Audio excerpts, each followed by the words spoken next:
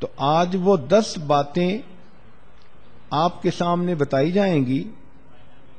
امید ہے کہ آپ اسے گوش ہوش کے ساتھ سنیں گی، نوٹ کریں گی اور پھر ان پر آپ ہمیشہ پریکٹس کریں گی. سب سے پہلا عمل جس کے کرنے سے انسان کو آخری وقت میں کلمہ نصیب ہوتا ہے وہ ہے غیر محرم سے اپنی نظر کو بچانا. نبی علیہ الصلوۃ والسلام نے ارشاد فرمایا النظر سہم من سہام ابلیس، کہ نظر شیطان کے تیروں میں سے ایک تیر ہے. مسموم، زہریلا تیر. من ترکہا مخافتی، جس نے میرے خوف سے اس بری نظر کو ترک کر دیا. ابدلتہ ایمانا، میں اس کو ایسا ایمان عطا کروں گا یجد حلاوتہ فی قلبہ، کہ وہ اس کی حلاوت کو اپنے دل میں محسوس کرے گا. ملا علی قاری رحمۃ اللہ علیہ فرماتے ہیں وقد واردا، اور یہ لکھا گیا ہے ان حلاوت الایمان، کہ حلاوت ایمان اذا دخلت قلبا، جب قلب میں داخل ہوتی ہے، لا تخرج منہ ابدا، پھر وہ قلب سے باہر نہیں نکلتی. تو آج اسی مجلس میں یہ نیت کر لیجئے کہ اے پروردگار عالم، آج کے بعد ہم کسی بھی غیر محرم مرد کی طرف کبھی بری نظر نہیں ڈالیں گی.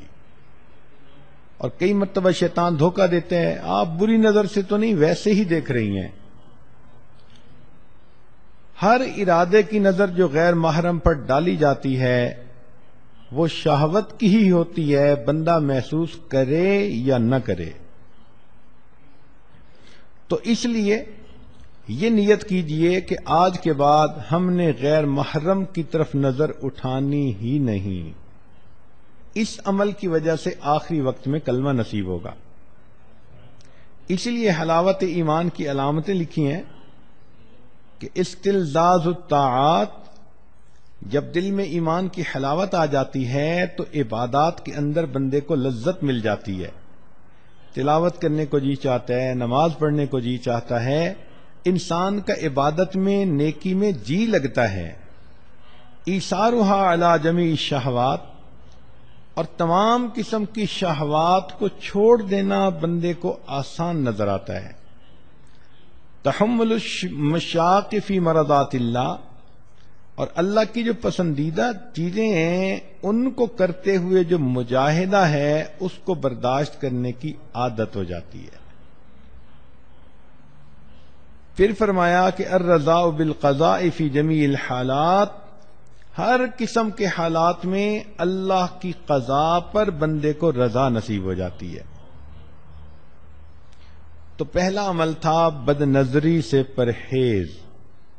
یہ بد نظری فزیکلی بھی ہو سکتی ہے کہ آپ پریکٹیکلی کسی مرد کی طرف دیکھیں، اور یہ ٹی وی کی سکرین پر بھی ہو سکتی ہے کہ آپ ٹی وی کی سکرین پر کسی غیر مرد کو دیکھیں، بات برابر ہی ہے.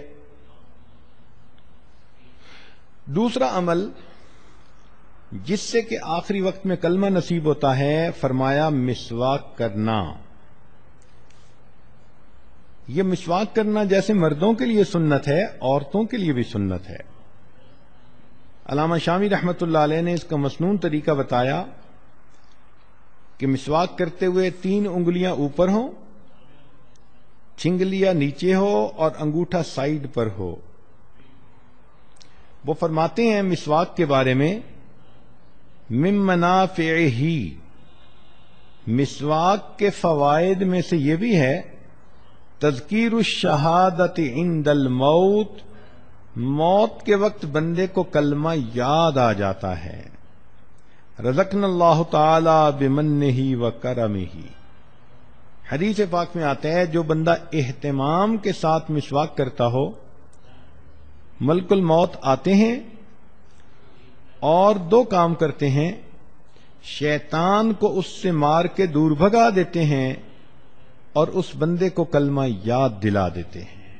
یہ کتنا بڑا انعام ہے کہ ملک الموت ہی بندے کو یاد دلا دیں کہ تیرے جانے کا وقت قریب آ گیا، تو مسواک کی بھی پابندی کریں۔ تیسرا، ایمان پر شکر ادا کرنا کہ ہم نے کلمہ پڑھا، ہم مسلمان ہیں، اب اس ایمان پر ہم اللہ رب العزت کا شکر ادا کریں کہ اللہ تیرا شکر ہے تو نے ہمیں ایمان کی دولت عطا فرمائی۔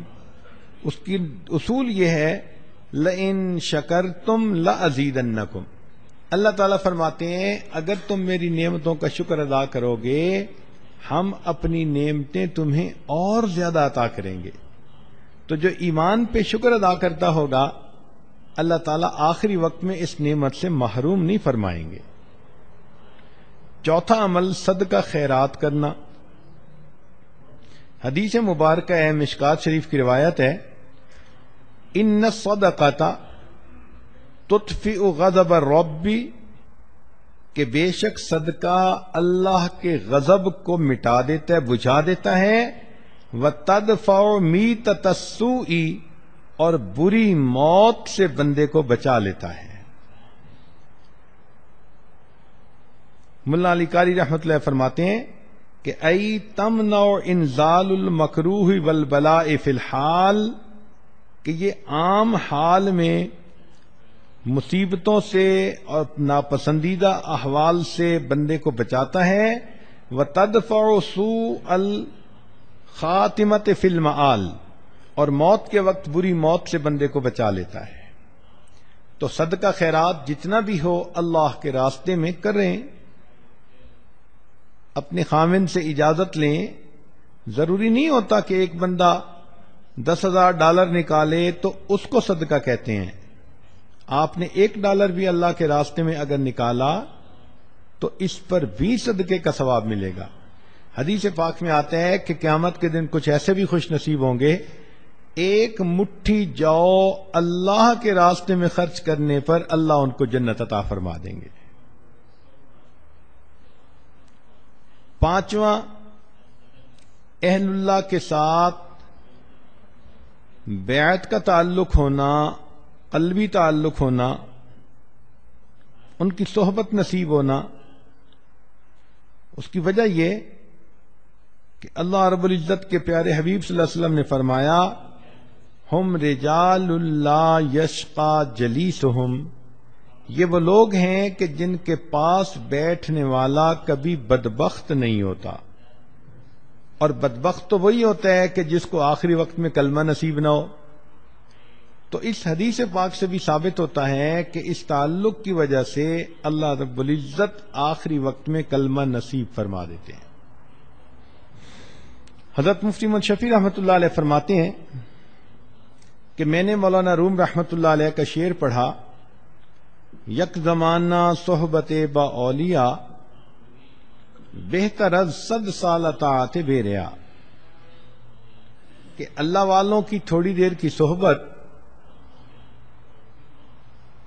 100 سال کی بے ریا عبادت سے بہتر ہے۔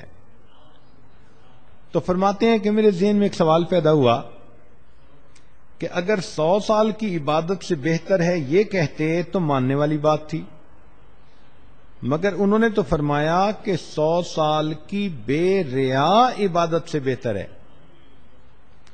چنانچہ میں نے حضرت تھانوی رحمۃ اللہ کی خدمت میں عرض کیا کہ حضرت یہ شاعر لوگ بہت افراط و تفریط کے مرتکب ہوتے ہیں، مجھے لگتا ہے کہ مولانا روم رحمۃ اللہ علیہ سے بھی اس پوائنٹ پر کچھ ایسا ہی معاملہ ہوا کہ انہوں نے فرمایا کہ اہل اللہ کی ایک لمحہ کی صحبت 100 سال کی بے ریا عبادت سے بہتر ہے۔ تو حضرت تھانوی رحمۃ اللہ علیہ نے فرمایا کہ اس شعر کو میں پڑھوں؟ جی حضرت پڑھیں۔ تو حضرت نے پڑھا یک زمانہ صحبت با اولیاء بہتر از 1,00,000 سال اطاعت بے ریا، کہ اہل اللہ کی ایک لمحہ کی صحبت 1,00,000 سال کی بے ریا عبادت سے بہتر ہے۔ تو میں نے کہا کہ حضرت 100 سال مجھے سمجھ نہیں آ رہے تھے، آپ نے تو الٹا 1,00,000 سال کی بات کر دی۔ تو پھر حضرت نے اس کا تحقیقی جواب دیا، فرمایا کہ دیکھو کوئی بندہ 1,00,000 سال کی عبادت کر لے، کیا اس کے پاس گارنٹی ہے کہ اس کو کلمے پہ موت آئے گی؟ میں نے کہا نہیں۔ فرمان لگے ہمارے سامنے شیطان کی مثال موجود ہے کہ اس نے زمین کے چپے چپے پہ سجدے کیے، لاکھوں سال اس نے اللہ کی عبادت کی، لیکن آخری وقت میں اللہ کے دربار سے دھتکار دیا گیا اور یہ مرتد بن گیا۔ بلم باور کی مثال ہے، 300 سال اس نے عبادت کی تھی، لیکن آخری وقت میں اس کا انجام برا ہوا، قرآن مجید میں موجود ہے۔ تو معلوم ہوا کہ جتنی مرضی کوئی عبادت کر لے، انجام کے بارے میں کوئی گارنٹی نہیں دی جا سکتی۔ تو حضرت نے فرمایا کہ دیکھو یہاں تو اللہ کے پیارے نبی صلی اللہ علیہ وسلم گارنٹی دے رہے ہیں، ہم رجال لا یشقا جلیسہم، کہ یہ وہ لوگ ہیں کہ جن کے پاس بیٹھنے والا بدبخت نہیں ہوتا، یعنی آخری وقت میں کلمے سے محروم نہیں کیا جاتا۔ تو پھر تو ان کی ایک لمحے کی صحبت واقعی 1,00,000 سال کی عبادت پر فضیلت رکھتی ہے۔ چھٹا عمل جس کی وجہ سے انسان کو آخری وقت میں کلمہ نصیب ہوتا ہے، کہ اللہ تعالیٰ فرماتے ہیں کہ یحبہم ویحبونہ، اللہ ان سے محبت کرتا ہے، وہ اللہ سے محبت کرتے ہیں۔ آپ اپنی زندگی میں اللہ سے محبت کریں، محبت کی حرارت آپ کو دل میں محسوس ہو، اللہ کے لیے کھائیں پئیں سوئیں جاگیں، زندگی کا ہر کام اللہ کے لیے کریں، اللہ کو یاد کریں، راتوں کی تنہائی میں دعائیں مانگیں، لو لگا کے بیٹھیں۔ جیسے بندے کو محبت کی وارمنس فیل ہوتی ہے، ایسے اللہ رب العزت کی محبت کی وارمنس کو فیل کریں۔ ہمارے مشائخ نے لکھا ہے کہ جو شخص دنیا میں اللہ رب العزت سے محبت کرے گا، اللہ تعالیٰ آخرت میں اس کو اپنے دشمنوں کی قطار میں کبھی کھڑا نہیں فرمائے گا۔ یہ کیسے ہو سکتا ہے کہ بندہ تو دنیا میں اللہ سے محبت کی کوششیں کرتا رہا ہو اور اللہ رب العزت اتنے رحیم اتنے کریم اور پھر اسے اپنے دشمنوں کی قطار میں کھڑا کر دیں؟ یہ ہرگز نہیں ہو سکتا۔ ساتواں، گناہ سے پرہیز، زنا سے پرہیز۔ چنانچہ حدیث پاک میں آتا ہے وَأَمَّا مَنْ خَافَ مَقَامَ رَبِّهِ، قرآن مجید کی آیت، وَنَهَى النَّفْسَ عَنِ الْهَوَىٰ فَإِنَّ الْجَنَّةَ هِيَ الْمَأْوَىٰ، کہ جو شخص اللہ رب العزت کے سامنے کھڑے ہونے سے ڈرے اور اس نے اپنے نفس کو خواہشات کو روک لیا، اللہ فرماتے ہیں کہ اس کا ٹھکانہ جنت ہوگی۔ اور حدیث پاک میں ہے کہ اگر کوئی مرد ہو کہ جس کو کوئی عورت ذات منصب و جمال، اچھے گھرانے کی ہو اور خوبصورت بھی ہو، اور وہ اپنی طرف متوجہ کرے اور یہ آگے سے کہہ دے کہ انی اخاف اللہ، میں اللہ سے ڈرتا ہوں، تو اس عمل کی وجہ سے اللہ تعالیٰ اس کو قیامت کے دن عرش کا سایہ عطا فرما دیں گے۔ اور یہی چیز عورت کے لیے بھی، کہ اگر کسی عورت کو کوئی مرد اپنی طرف متوجہ کرنے کی کوشش کرے، گناہ کے راستے پہ گھسیٹنے کی کوشش کرے اور یہ کہہ دے کہ میں اللہ رب العزت سے ڈرتی ہوں، اس عمل کی وجہ سے اللہ تعالیٰ اس کو قیامت کے دن عرش کا سایہ عطا فرمائیں گے۔ شاید ہی کوئی عورت ہو، لڑکی ہو، جس کو اپنی زندگی میں قریب کے لوگوں میں سے کسی نہ کسی کی طرف سے ایسا اشارہ نہ ملا ہو۔ تو اگر کوئی ایسی کوشش کرے تو اس کا ایک جواب انی اخاف اللہ، میں اللہ سے ڈرتی ہوں۔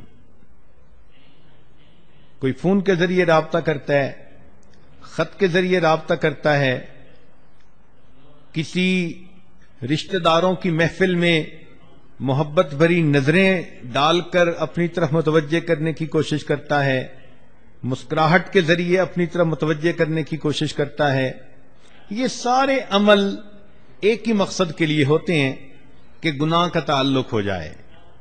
تو اگر کوئی بھی ایسی انویٹیشن کسی کی طرف سے ہو اور عورت آگے سے کہہ دے دل میں کہ انی اخاف اللہ، میں اللہ سے ڈرتی ہوں، اور اپنی عزت کی حفاظت کر لے، اللہ تعالی موت کے وقت اس کو کلمے پہ موت عطا فرمائیں گے.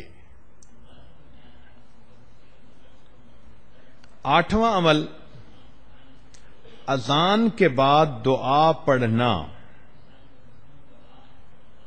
چنانچہ جب اذان ہوتی ہے تو سنت یہ ہے کہ مؤذن جو کہہ رہا ہے وہی کہتے رہیں،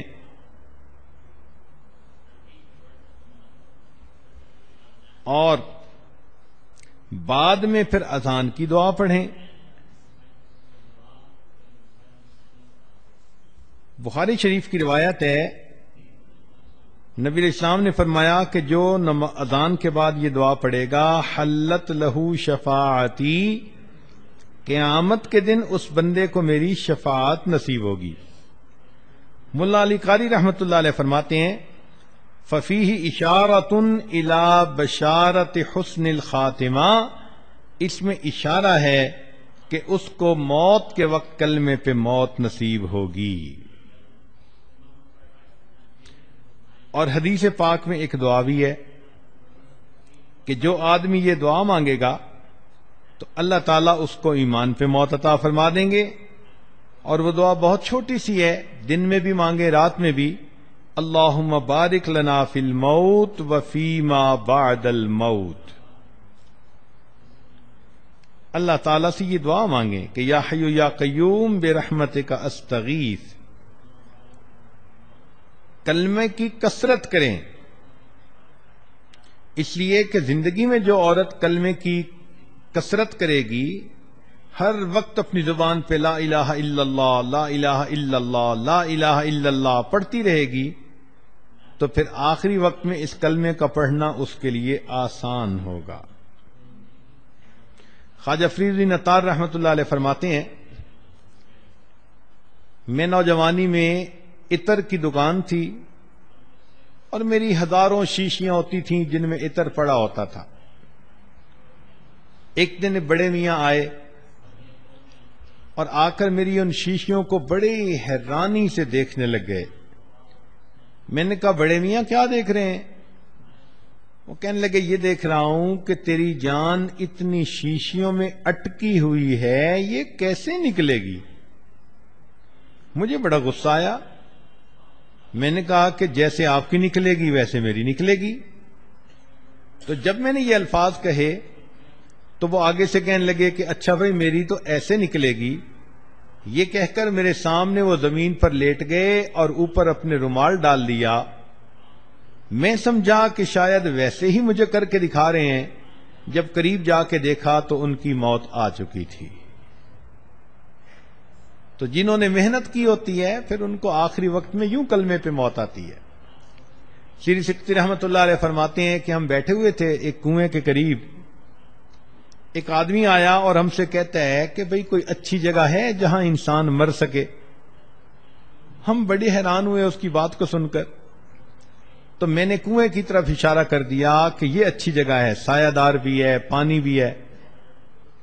کہنے لگے ہمارے سامنے وہ بندہ وہاں گیا، اس نے جا کر وضو کیا، نماز پڑھی اور نماز پڑھ کے لیٹ گیا.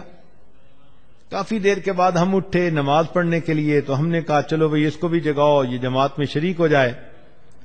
کہنے لگے جب اس کو جگانے لگے تو دیکھا کہ وہ تو اپنے رب کو پیارا ہو چکا تھا. تو جنہوں نے نیکی پر زندگیاں گزاری ہوتی ہیں پھر ان کو آخری وقت میں یوں موت آتی ہے. تو ابو ذرہ رحمت اللہ علیہ کی بات ہو رہی تھی کہ ان کے شاگرد موجود تھے، آخری وقت ان کا قریب آ گیا. اب شاگرد حیران کہ ہم حضرت کو کلمہ کیسے یاد دلائیں، یہ تو ہمارے استاد ہیں.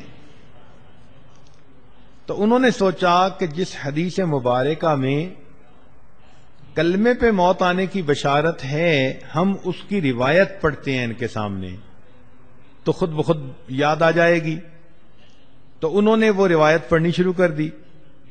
جیسے ہی انہوں نے ان فلاں کی بات کہی تو کہتے ہیں کہ حضرت نے وہ حدیث خود پڑھنی شروع کر دی، اور پڑھتے پڑھتے جب انہوں نے کہا من کان آخر کلامہ لا الہ الا اللہ، تو الا اللہ کے لفظ کہنے پر ان کی روح نکل گئی اور وہ اللہ کو پیارے ہو گئے. علماء نے لکھا ہے کہ انہوں نے پریکٹیکلی دکھا دیا کہ جس کا آخری لفظ لا الہ الا اللہ ہوتا ہے وہ پریکٹیکلی جنت کے اندر داخل ہو جاتا ہے. 10واں عمل جس سے کہ آخری وقت میں موت نصیب ہوتی ہے، یہ دعا باقاعدگی سے مانگیں، ربنا لا تزغ قلوبنا بعد اذ ہدیتنا وہب لنا من لدنک رحمہ انک انت الوہاب. کہ اللہ ہدایت دینے کے بعد ہمارے دلوں کو ٹیڑھا نہ کر دینا. اگر دل ٹیڑھے نہ ہوئے تو یقیناً انسان کو کلمے پہ موت آئے گی. یہاں پر حب لنا کا لفظ استعمال ہوا. ہبہ کا لفظ ہوتا ہے کہ بغیر استحقاق کے کسی کو کوئی چیز دے دی جائے. تو معلوم ہوتا ہے کہ یہ جنت بندے کے عملوں کی قیمت نہیں، اللہ اپنے فضل سے جس کو چاہتا ہے عطا کر دیتا ہے.